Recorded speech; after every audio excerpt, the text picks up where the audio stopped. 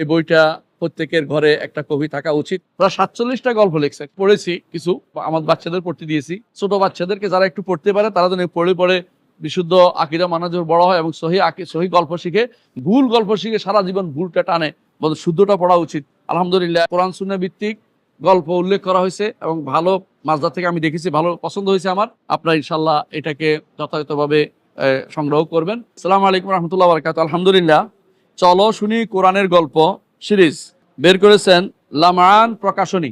আমার কাছে আমি পড়েছি কিছু এবং গল্প শুনেছি, পিছনে দেখেছি এবং আমার বাচ্চাদের পড়তে দিয়েছি। আমার সবাই ভালো বলেছে এটাকে।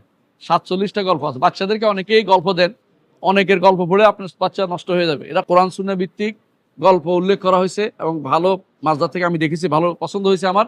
তো আমি এই বইটির বহুল প্রসার কামনা করি। আমি মনে করি যে ঘরে ঘরে থাকা উচিত।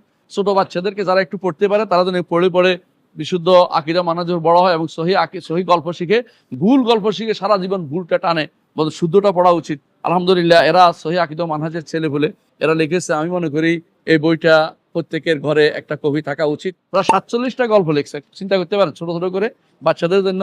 তারা খাইতে খাইতেও পড়ে ফেলবে, অনেকে আগ্রহ করে পড়বে।